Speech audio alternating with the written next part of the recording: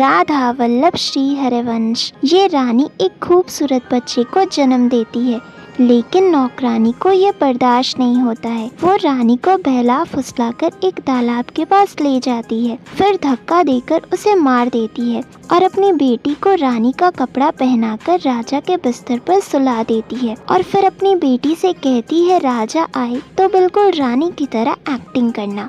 फिर जैसे ही राजा घर आता है तो नौकरानी उसे बताती है कि मुबारक हो, तुम अब बाप बन गए हो। राजा खुश होकर अपने बेटे को चूमता है, लेकिन राजा जैसे ही रानी को देखता है और वो सोचता है कि आखिर रानी इतनी बदसूरत कैसे हो गई, लेकिन नौकरानी उससे कहती है ये बच्चे को जन्म देने की वजह से हुआ है, कुछ दिन में वो पहले जैसी खूबसूरत हो जाएगी। और बेवकूफ राजा ये सब बात को सच मान लेता है। लेकिन रात में रानी की आत्मा एक मछली के मुंह से निकलती है और हिरन से अपने बच्चे के बारे में पूछती है, तो हिरन उसे बताता है कि उसका बच्चा हर समय रोता है क्योंकि नकली रानी उसे दूध नहीं पिलाती है।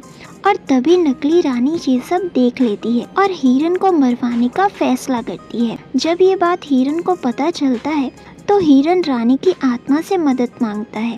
तभी रानी की आत्मा बाहर आकर हिरन को समझाती है, पर राजा ये सब छुपकर देख रहा था, जिससे राजा को सच्चाई के बारे में पता चल जाता है। फिर राजा जैसे ही रानी की आत्मा को छूता है तो वो जिंदा हो जाती है और उसके बाद नौकरानी को काल कोठरी में बंद करवा देता है और अपना बच्चा और रानी के साथ खुशी खुशी रहने लगता है। राधे राधे।